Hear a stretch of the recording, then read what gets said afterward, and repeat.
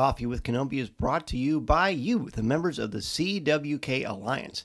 Find out how you can help the show for as little as $1 a month, give back to the St. Jude organization, and get exclusive audio and video content not heard anywhere else. This is James Arnold Taylor, and you're listening to Coffee with Kenobi. I have a good feeling about this. Hello, my friends, and welcome to Coffee with Kenobi. I am your host, Dan Zehr, delighted to talk Star Wars with you. Since May 2013, I've been committed to creating a positive, family-friendly, spoiler-free place for our Star Wars community. Imagine walking into your favorite coffee shop and joining a lively discussion about Star Wars films, Disney Plus live action, animation, books, comics, collectibles, or Star Wars experiences at the Disney theme parks. I don't know why I carried out that but it just sounded very radio-ish. I want to bring that sense of community to this podcast, my website, special events, live video experiences, email newsletter, and more. Join our Star Wars community at coffeewithkenobi.com and be part of something special. Thank you to the official travel partner of Coffee with Kenobi, MEI and Mousefan Travel. Check out coffeewithkenobi.com/mousefantravel for a no-cost, no obligation quote, and let them know Coffee with Kenobi and Dan Zehr sent you. And while you're on their website, be sure to sign up for our cruise on the Disney Wish June 16th to the 20th. That's right, you can go on the Disney cruise with Star Wars fans from around the world and hang out with me as we do a live Coffee with Kenobi and so many more fun things. There's also a hyperspace lounge on the Disney Wish. It is the only cruise line, the only cruise boat, cruise ship, whatever, on the planet that has Star Wars experiences. And who better to join on it than members of the Star Wars family and Coffee with Kenobi. Find out more at coffeewithkenobi.com/DisneyWish. On today's show, it is the 800th episode of Coffee with Kenobi. Can you believe it? 800 episodes since May 2013. I just can't believe it. 800. I can say it 10 times. 800 episodes. It still hasn't sunk in. That is a lot of Star Wars content. I'm so grateful for you to joining me on this wonderful ride. And who better to guest with me on the 800th episode of Coffee with Kenobi than James Arnold Taylor, Obi-Wan Kenobi from Star Wars The Clone Wars, Star Wars Rebels, and countless other things. He's such a delight, such a wonderful man, and I can't wait to share the conversation with you. So pull up a chair, grab your favorite coffee mug, and have some Coffee with Kenobi. 800. Wow. Before we bring in James, I guess I should say, yes, of course, I have seen Skeleton Crew. I've seen the first 3 episodes, and I'm very excited to talk about it with you. I'm going to give it a couple of days for people to watch it and digest it, and we're going to have a review show later this week. And now, James Arnold Taylor.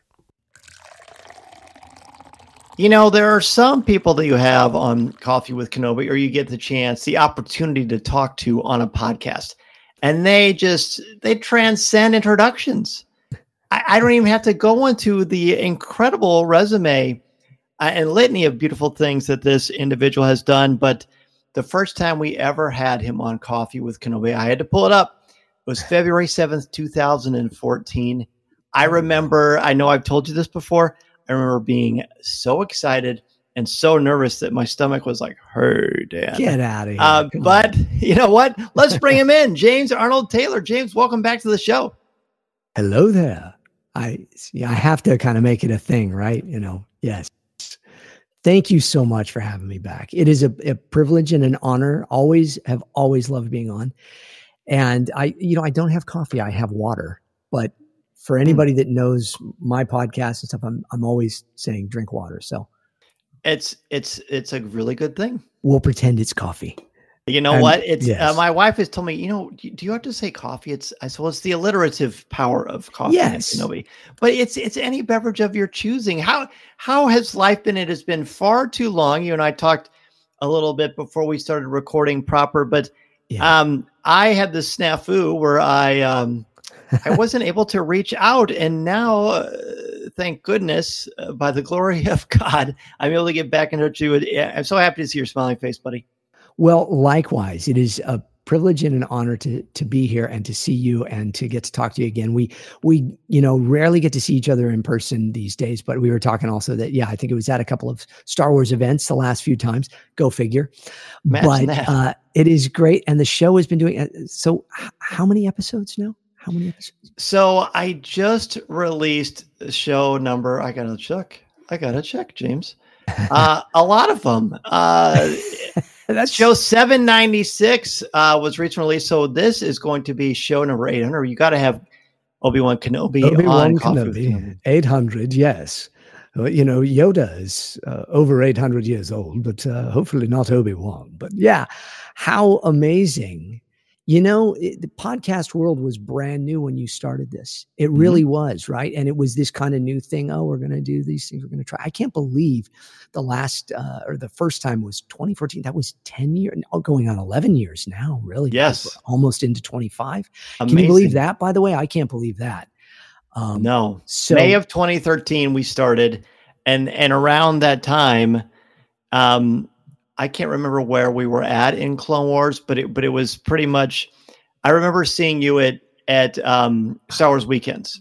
Yes, and just thinking, well, this guy's dynamite. Hosting and you're charming. You've always been so good with fans. And one thing, and I think you can attest to this because you see this in your daily life too. I think authenticity is such a big part of why so many people relate to the people who are personify these characters in Star Wars. And you've always been such a genuine guy. And I think that really comes through.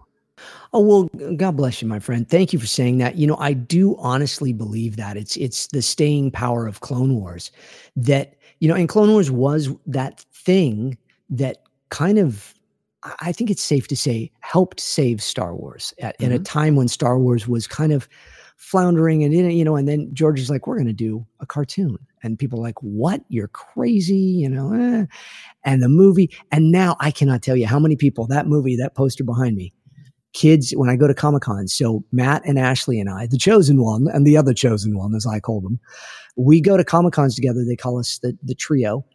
And these young people that grew up on Clone Wars say, I watched it in the theater. It was the first Star Wars movie I saw in the theaters and I loved it. And, at the time people were like, oh yeah. So it's amazing. And I think because of all of that, we've always just been so grateful to the fans. We hoped that people would love the show. We loved the show. We loved getting to work with George Lucas. It was the last Star Wars that his fingerprints were on, which was amazing. Dave Filoni and Joel Aaron and all the Matt Wood and all the people that did so much work on that show on a regular basis, creating something that was so different.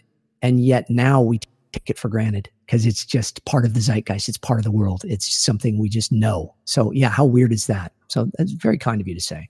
Well, it's absolutely true. And as you may recall, I'm an educator. I'm in my 19th year of teaching high school students. You. Thank you for what you do. Oh, well, it's truly a labor of love. I wouldn't trade it for anything in the world. It's really fascinating when parent-teacher conferences come in, depending on the age of the child that I have in my class. Their parents either grew up with the original trilogy or, hey, I love Phantom Menace and all this, and I get a lot of Clone Wars is my Star Wars. And so I like to say, do you know what James Arnold Taylor? And they're like, yeah, Obi-Wan Kenobi. I'm like, yeah. So I pull out a picture. I'm like, look at this, because I think there, of course, you've been such a wonderful ambassador. And it seems silly to ask you this because you probably answered 1,000 times. But do you remember the original auditions? Because I know before you did Clone Wars, weren't you voicing Obi-Wan in video games too? So yeah, it was actually the original Clone Wars, the micro series of the Clone Wars that came out in 2000. And Tartakovsky, right? Is that Genndy Tartakovsky came out? I think it came out in 2003, but we started recording in 2001 is when I originally was cast. So it's been 22 plus years that I've been voicing Obi-Wan, and that was when Attack of the Clones had just come out, and then Revenge of the Sith was being made. And we did these little 3-minute vignettes that ran on Cartoon Network, and they did 2 seasons of it. And it was amazing. I auditioned for that thinking I was reading for voice matching Ewan for a couple of lines for the movies or for trailers or something. I didn't know what it was going to be. And I got a call from my agent. Congratulations, you booked that Obi-Wan Kenobi thing. I'm like, so what is it? And they said, it's a cartoon. I'm like, my brain exploded. Star Wars and animation coming together in one thing. And I was, at the time, we just never could have imagined it. And so to get to do that, but the funny thing about those, and it's a real drag, they're not considered canon. I wish they were, because they're beautiful. If you get a chance to watch them, I think they're all on Disney Plus now too. You can watch them. They're 3-minute vignettes, and yet they tell so much with the action. And Genndy was a man of few words. He made Samurai Jack, and he's made some other wonderful shows. And so I would come in, I would joke. You've probably heard me say this before. It took me longer to park my car and walk to the studio than it did to record the lines of dialogue. Because I would walk in and I would go, Anakin, that was Anakin. Anakin. And then that'd be it. It was just like, so, and I was still very new to it, doing Obi-Wan's voice and finding the voice still and such. And then after that, we started making Revenge of the Sith, the video game. And that's really when I locked in. That. And then we did Battlefront 2, which was the original Battlefront 2, which is so funny that they made another one, Battlefront 2. And then that one, Matt and I did a couple years ago. And more than a couple years ago now. Gosh, the time has flown. But yeah, it's been over 22 years that I've voiced Obi-Wan Kenobi. Wow. And hundreds of episodes of Clone Wars, or 100 plus episodes of Clone Wars. I don't even know how many video games, toys, feature things, a film, all sorts of stuff. So, Tales of the Jedi, right? Jedi, Lego movies, Lego games, the Skywalker Saga, which was fun because we got to recreate scenes from the movies and stuff too. So yeah, I have actually voiced more Obi-Wan Kenobi than any other actor. And it's not even close. No, it's not. And I always, I say that, and I don't ever want it to come off like, I've done, because it's not that. I say it and I go like, I'm pinching myself going like, really? Because, still when people ask me about Obi-Wan Kenobi, I think of Ewan McGregor, I think of Sir Alec Guinness. I don't really think of James Arnold Taylor. I think of me being the luckiest guy in the world to get to portray this character in so many ways and for so many years. And I'm so incredibly grateful for the opportunity to be this ambassador, but I still think of them as the character, really. Yeah. Sure. Well, that's professionalism and humility. I mean, that doesn't surprise me you would say that, but there is no Obi-Wan Kenobi without you. As you said, you've imparted so much of your wisdom and your spirit into the character.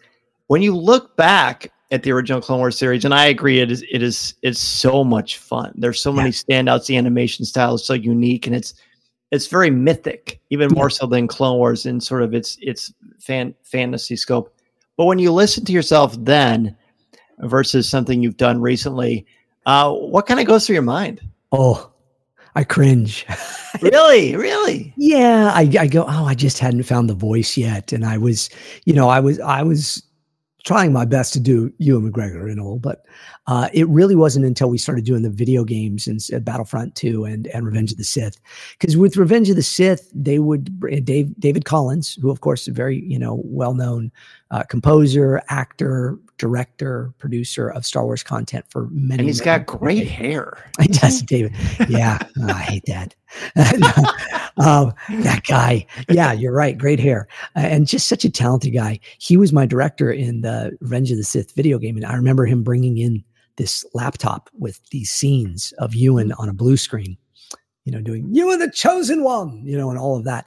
And it wasn't really until I started studying those nuances of how he takes the voice into different places. Because if you watch Phantom Menace, and it's, it's very, I have a bad feeling about this, master. It's not about the mission. It's more elusive. And he's doing these very much, hello there.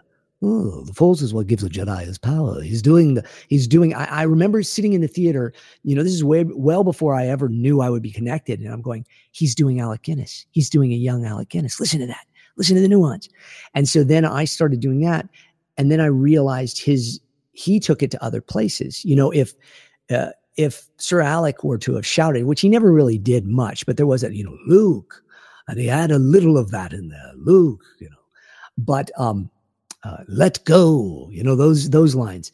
And there's a little haze in his voice. But then, come to your senses. What would Padme do if she were in your position? I think it's just the natural place that Ewan's voice went, but it created this wonderful texture and this wonderful element of a new sense of where Obi-Wan was. And so when I locked into those parts, I think it really helped me then get the other, oh no, I'm not brave enough for politics and stuff. So, and all those lines that he had, may the force be with you. And he was just, he relaxed in it there, but then he had those other parts. And once I found those, it really took off for me. But people listening, of course, can't see us, but there's nothing cooler than watching James just effortlessly dance in and out of Obi-Wan Kenobi. You mentioned directors, of course, the legendary George Lucas, Dave Filoni, Dave W. Collins. There's so many that you have worked with. How much does a director impact your performance? Because the character, the voice, the scripts, of course, are paramount. But what does a director do for someone who has no experience in voice acting? How does a director help you with your performance? Oh, wow.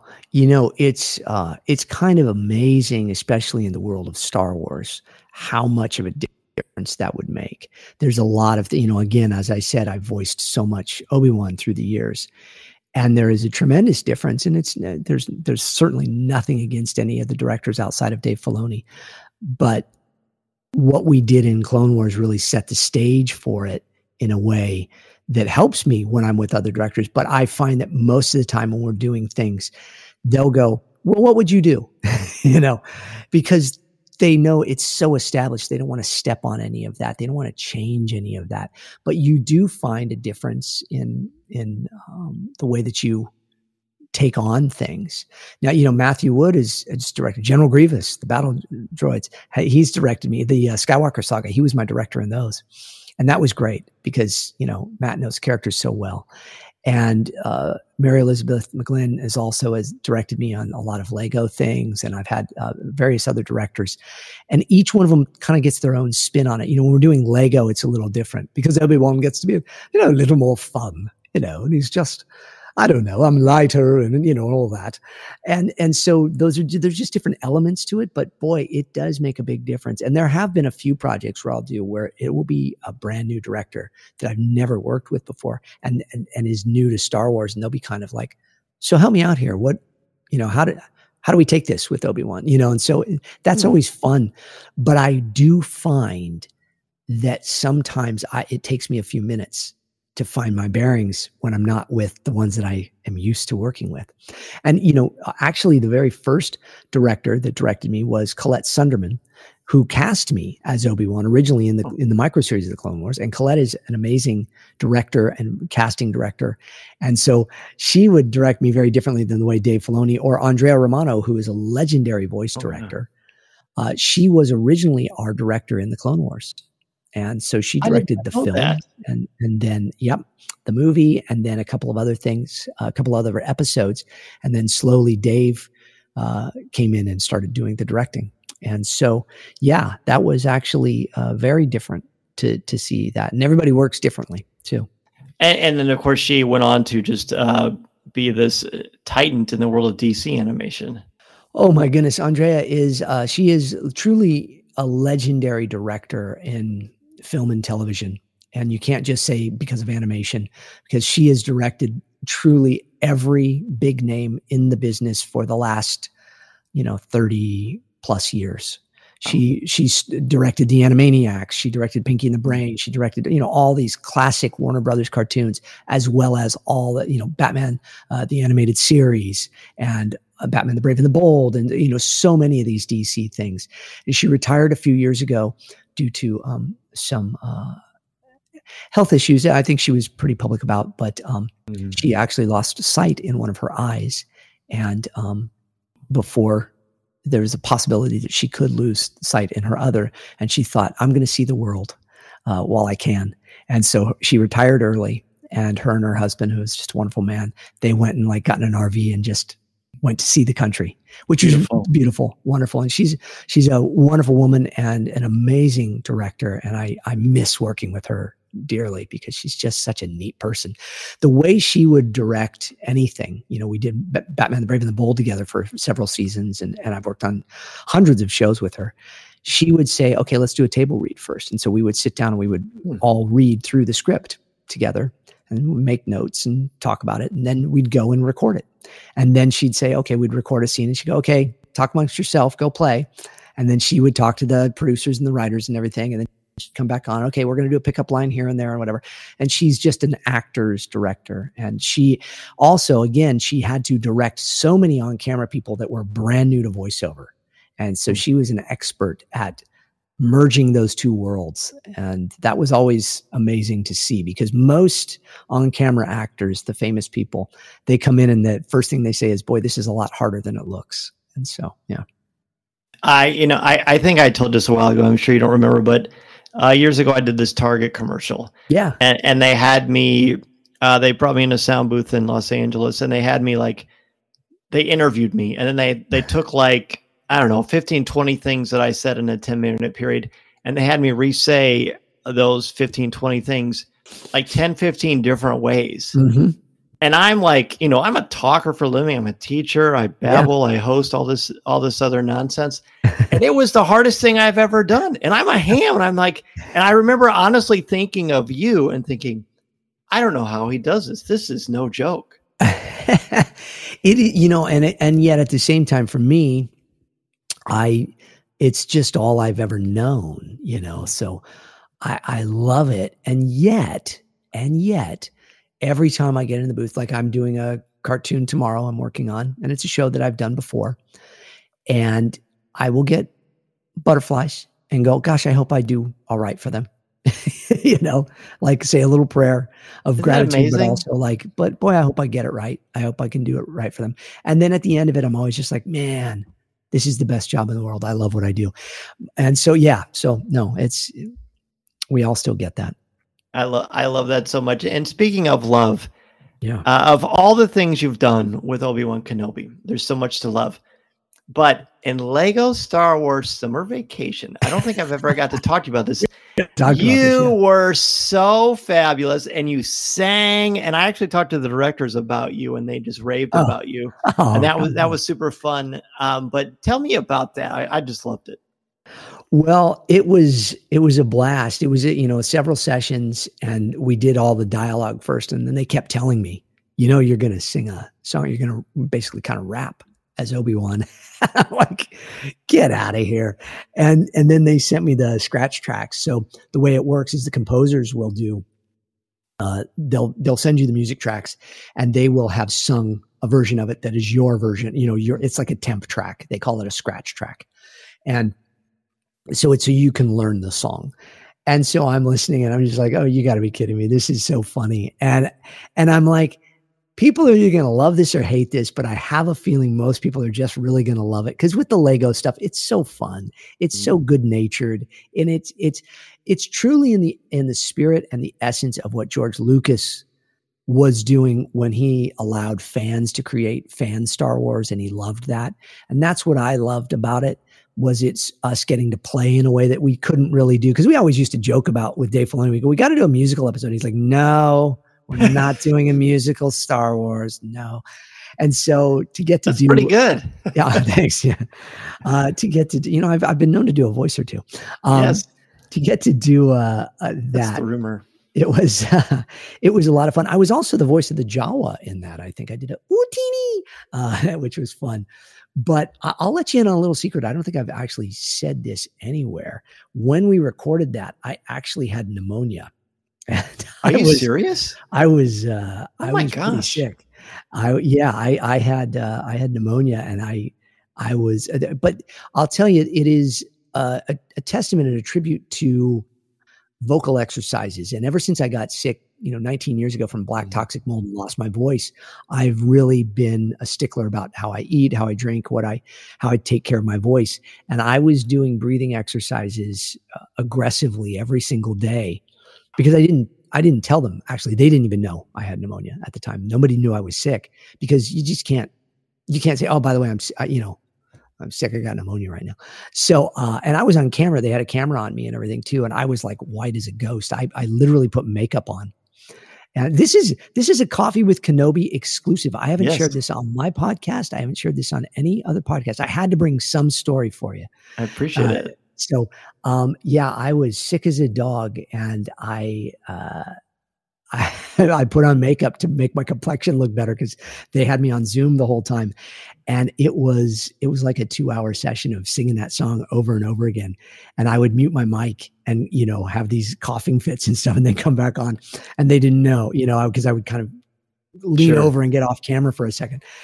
And so, yeah, so when you listen now and hear him doing that, know that old Obi-Wan had a case of pneumonia.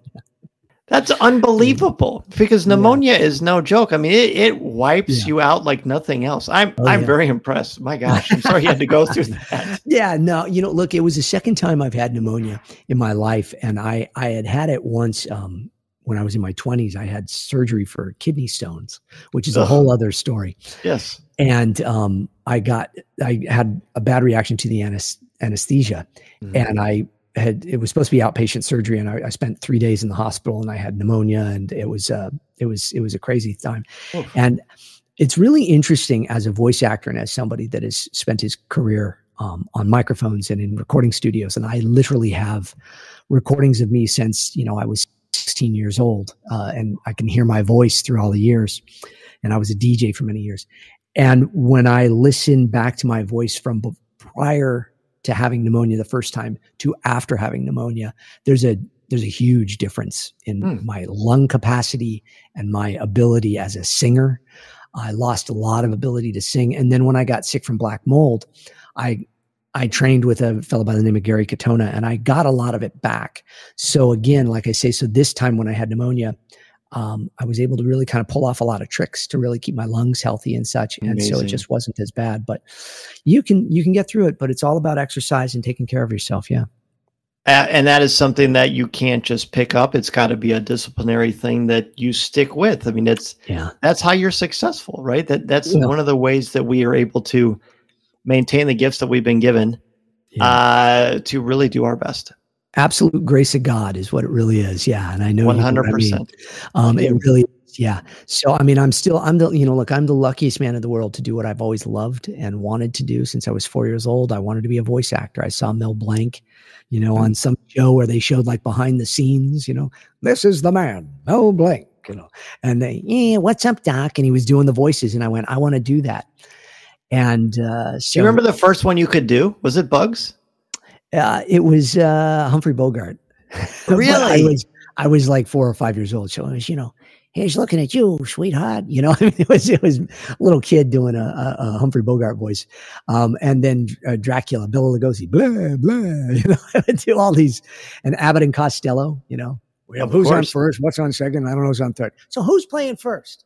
Yes. I mean, the fella's name, who, and I would rehearse their things. Bob Hope. I'd watch all those old movies. I'm not that old, but I would watch, those were the things that were on back in the days when we had 12 channels, Channel 1 was on the knob. And that's where our grandparents watched. That's what our parents watched. And we didn't know any different. We loved it. Whatever movie was on, and I would watch all the old Bob Hope movies and the old Humphrey Bogart and Abbott and Costello, and I loved all those things. Laurel and Hardy, Three Stooges, and I would just start doing the characters and the voices. Jimmy Cagney, you dirty rat, and all that, and I would just do all those. Yeah, look, Ma, top of the world, all those, and then Bugs and Daffy Duck.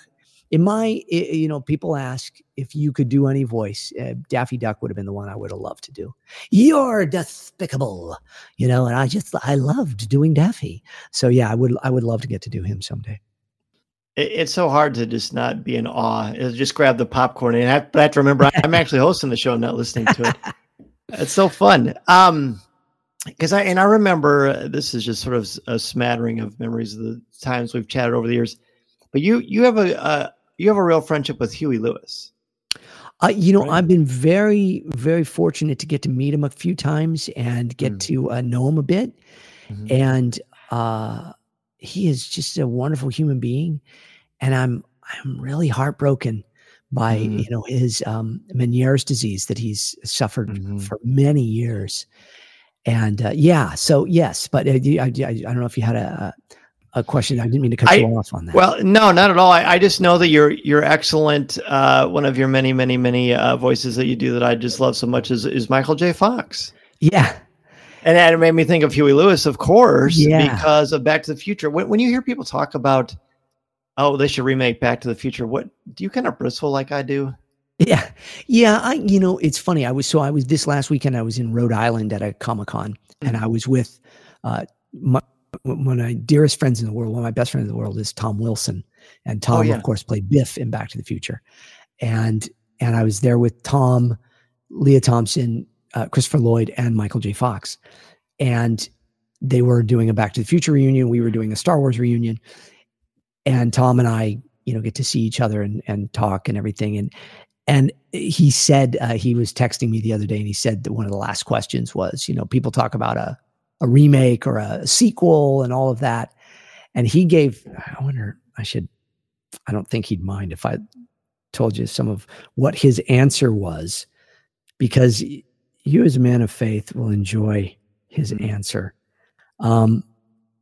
He said, as people asked if you could have a time machine with your character and do a new sequel, everybody gave their answers. And he said, I said, Biff takes the DeLorean and goes back 2,000 years. He listens to the Sermon on the Mount and is transformed. He goes back to the future and makes a series of very unusual sequels. Now that would be really, really beautiful. It is beautiful. And that also speaks to who Tom Wilson is as a man and as a human being. He's a beautiful, beautiful man of faith and integrity and humility. And he played a character that was this big bully, and people still don't get it. It's a character. He has a wonderful documentary called Humbly Super Famous on his YouTube channel. It's free. You can watch it on his YouTube channel.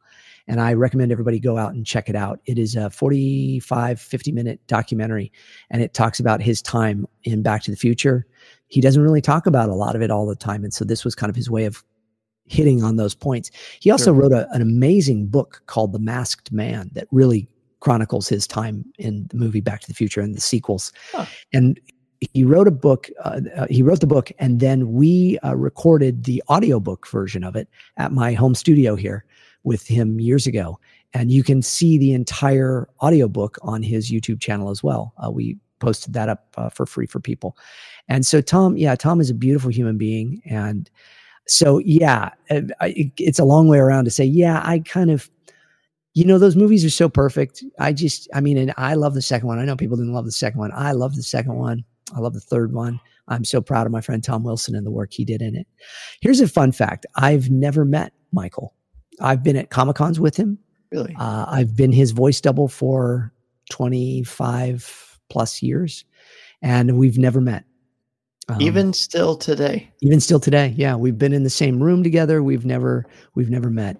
And I still, I can still, drop into his voice and do his voice. And it's, I love Michael J. Fox. I think he's amazing. I think he's had an amazing career, and it's tremendous what he's been able to accomplish with what he's overcome, too. So I agree. Well, I bring all those things up because I know that you're a man of faith as well. And these are inspiring people who still shine, even though it on the outside it may appear that is not actually the case. And speaking of shining and faith, I wanted to talk to you about your movie. Oh, yes. Thank you. Yeah. I know this is what is the title of the movie? It's called Hidden Blessings. That's okay. Okay. I thought it was Hidden Blessings, but I didn't want to mess it up. No, that's okay. Talk to me about Hidden Blessings. Wow. Well, thank you for letting me. It is a film that was a long time in the making. It was in my head for about 30 years in various forms. And it is loosely based on the parable of the prodigal son, which is one of my favorite parables. And it's probably one of the greatest stories ever told by our Lord. And so I've always wanted to tell that story. And so I wanted to do it in a different way. And I wanted to be able to make the movie completely on my own. So I made it completely out of pocket, out of my own money. and it cost very, very little. And we shot it here in my home. 90% of the movie was shot in my home. The exteriors were shot at a different place. And so, and we had a couple of other little locations, and it was truly me and one other person, my friend Matthew Buds, who's my producing partner. And I wrote the film about 6 or 7 years ago. I shot a couple of the scenes while I was in California before I moved, and pre-pandemic. And then the pandemic hit and the world changed and all of that. And I sat on those scenes for a few years. And Matt and I wrote another movie called The Comic Shop that we really want to get made. It's a really fun movie. I can't wait to get that made. And everybody kept saying, well, do you have anything finished, like a finished film? And I said, I've got this other movie I never finished making. And so we looked at it, and Matt is a great guy. He's a great man of faith as well. And he's got a great story himself, but he's like, well, you're 30% done. And I went, oh, well, nobody put it like that. And then, when you say it's 30% done, all I got to do is the other, 70%? Okay, let's do it. So we got 3 cameras, a lighting kit, and a sound kit. And we hired some really amazing young actors, and several of which are actually kind of becoming things. In fact, Mason McCarty, who plays one of my sons, the prodigal son in the film, he's had some great success. He's been on Stranger Things. He was just in that new thriller. What is that? The one that was the #1 movie. It's a scary movie about that. I don't know what that's. Terrifier, I think it's called. Yeah, oh, yes.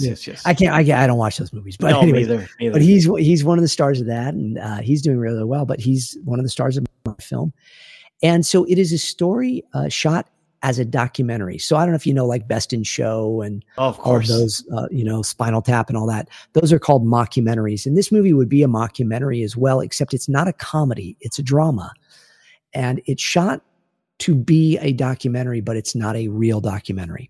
So I say that because when people watch it, they go, is this real? And, are these real people? It's not, but I found it to be an effective, inexpensive way to make a movie because I could get away with a lot more that way. And so, and I could shoot it on my own and on my own budget. And we did. And what we've found is that people are calling it kind of a groundbreaking way of telling stories. And certainly in the Christian world, because a lot of faith-based movies are very, I don't want to say, I don't mean this in a negative way, but kind of cookie cutter. And, they're all kind of very much the same. And that's changing a lot right now too. But, I really tried to do something different. And I think I did. I think I was able to accomplish that. So I wrote it, I produced it, I edited it, I did the sound.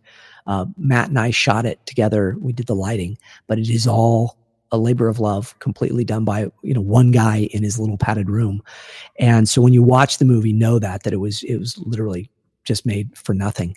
And hopefully you're entertained by it, and hopefully you're moved by it. And it is I think, a way of kind of telling a modern spin on the prodigal son. And so, yeah, I hope people like it. And where can people find Hidden Blessing? It is actually now it's on a couple of different places. There's a streaming app called Redeem TV, which is a faith-based streaming service that is free. However, they have a paywall for certain content, and my movie is behind that paywall. But all you have to do is donate either $5 for a month or $25 for a year of service, and you unlock all of their what they call additional donor content. And my film is one of those. So it's available there. It is also available on the Salem Now streaming service. It is also available on Amazon. So if you go to Amazon, you can rent it for $2.99, or you can buy it for $14.99, $15, I think. And then it probably will be available on Prime to watch, free or whatever at some point soon too. It's also going to be coming soon within the next couple of weeks. It's going to be on Tubi and Roku. Oh yeah. So, and those will have commercials in them because it'll be free. But for now, if you wanted to watch it, and I would love it if people would support the film and go out and rent it or buy it on Amazon, say, or go to Redeem TV and donate and watch it there. Cause I'll get, 25 cents. Hey, but there you go. But those quarters add up to something. And, but also I just would hope people would watch it and check it out and give it a thumbs up, a 5-star review, or give it a little writer review for IMDb or something. And we'll try to do a grassroots kind of thing to get it. And also, you know, look, I'd bring it to churches if people want to show it at their church. We've done that a few times, as well as, you know, just getting the word out there however we can. We've won several film festivals. I think we've won 7 film festivals. I've won best picture. We've won best director, best actor on multiple film festivals, even one in France recently. We just took awards there for the best film under $50,000. Yeah. Congratulations. That's marvelous. And I'm truly looking forward to watching it. Yeah. And I, of course, I'm going to love the topic, and I love you. And so the prodigal son is always fascinating. I've done talks on this at church, and working in youth ministry is actually what led me to become an educator. Yeah. Because I did youth ministry for years before I was a teacher. Right. But I always liked the prodigal son, not only from the story of the prodigal son, but also the son who feels slighted. But even more impactfully, I think, and you get this, is the dad. Like, there's a different kind of love there. It's very powerful kind of love there that he shows. I can't wait for you to see it, because what you just said, there's actually scenes that kind of summarize that and talk about that very much so. Because it's going to make me cry, isn't it? I hope so. Yeah, everybody that has seen it has said they've laughed and they've cried.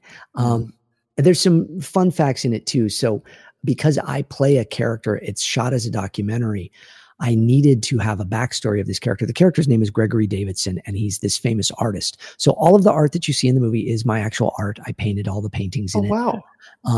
And then the old home movies that we used to tell the story of Gregory Davidson and his family are actually my actual home movies with my wife and I. So my wife, Allison, plays my wife, Grace, in this movie. And there's some twists and turns in there too that I don't want to give away, but very much so to me. So I'm a big fan of the writer John Eldredge. He's wrote the book Wild at Heart, and he wrote a book called Fathered by God. And in that book, it was kind of a life-changing book for me. He talks about the various stages of a man's life. And we start as the cowboy, and then we become, you know, the soldier. We did this and that or whatever. And by the end, you want to be the wise old king, you know, looking back with gray in your beard and looking at the things you've done in your life and hopefully being very grateful.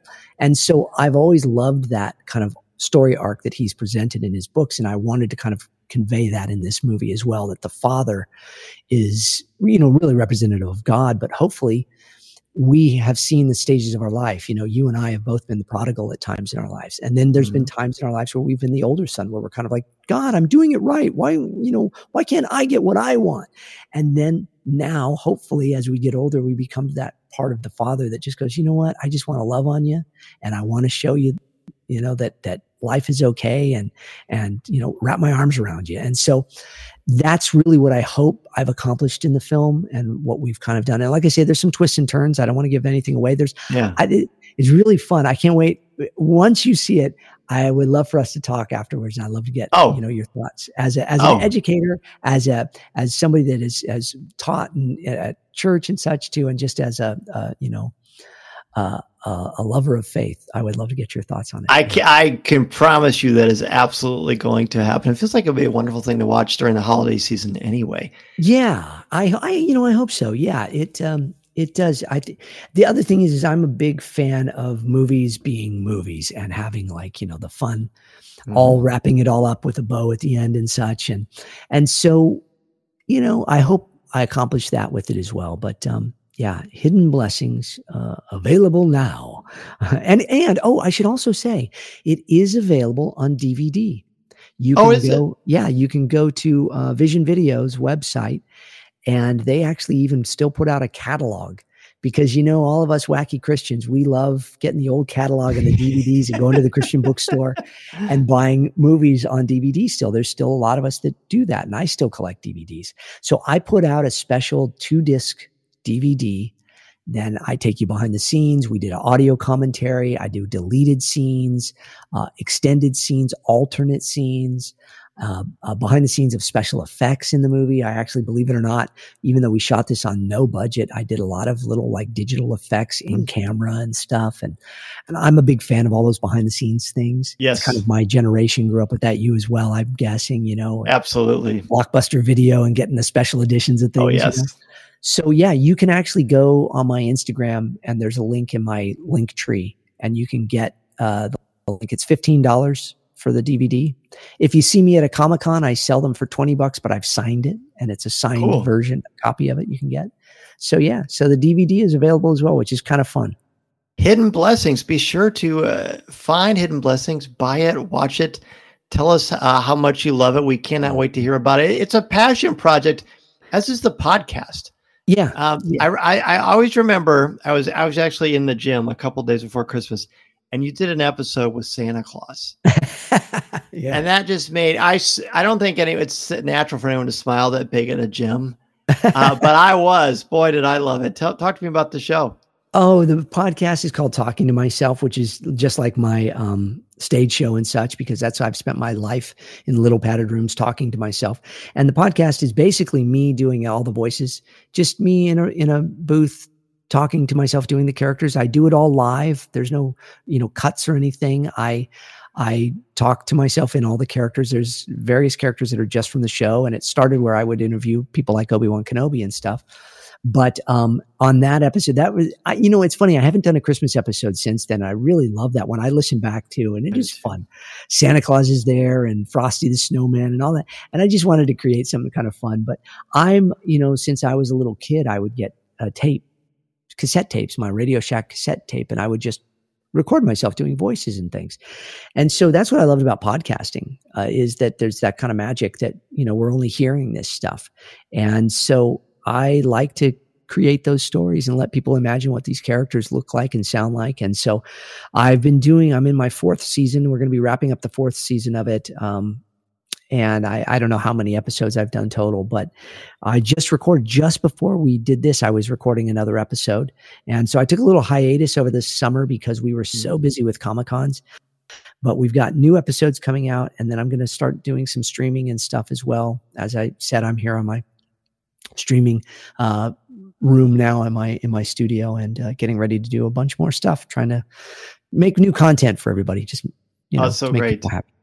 Well, it's so great. Well, your social media is always full of great things, and you are quite a prolific convention goer with you and Ashley and Matt. Yeah. Those are so much fun. And one of these days, I hope to catch up with you at a con in the future and just shake your hand and just tell you thanks for your friendship and just your time tonight on the show, and just all the good things you put out into the world. You're a good representation of how to love, and I appreciate that so much. You.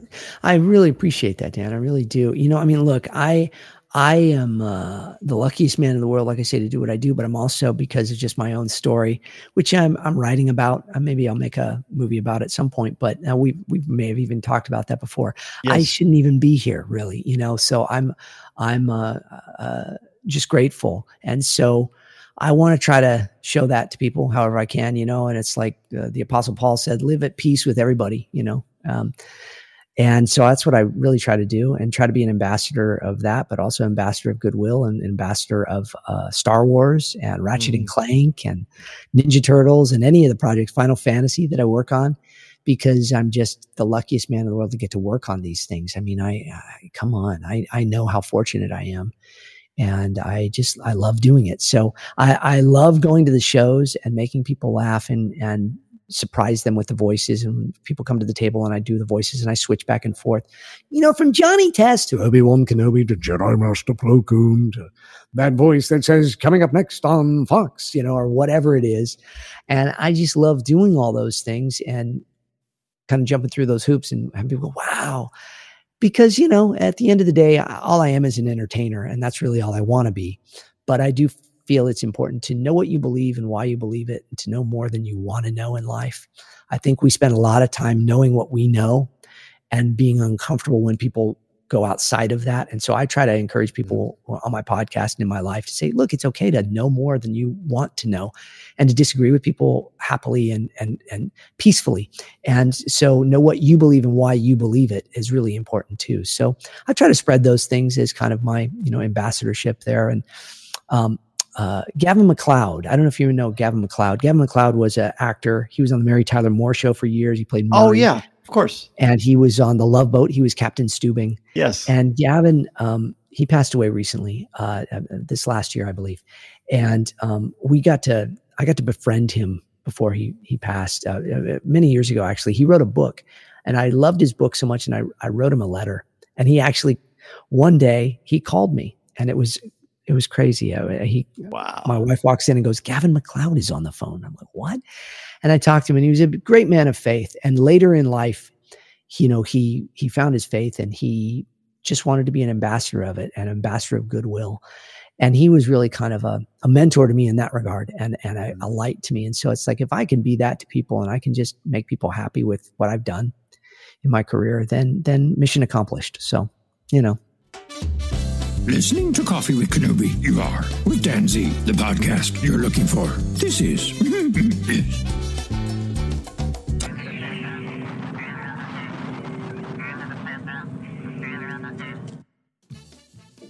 You really can't end a conversation any better than that. Well, James, again, thank you so much. Be sure to check out Hidden Blessings, Talking to Myself. And where else can people find you and find all of your great work, James? Oh, wow. It's funny, Dan. We talked about Hidden Blessings, and that's, of course, me on camera. I've been doing a bunch of on-camera work now. So I've been a voice actor for so many years, and I have a lot of new projects. There's a show called The Garden that is a preschooler show that's a Bible show. I play Lenny the lion who lives in the garden with Lucy the lamb, and the boss is God, and he teaches them lessons and stuff. And it's a preschooler show that's created by Butch Hartman, who created The Fairly Odd Parents and Danny Phantom and all those shows. And he's created that, and it's out there on a lot of streaming services right now, platforms. Look for it. It's The Garden. And I'm doing a show called Gabriel and the Guardians, which is for Angel Studios, and that is another kind of faith-based show. And Matt Lanter and I are on that together, which is really fun to be working with Anakin, the chosen one. I play the bad guy in that. He plays the good guy, though, which is kind of funny.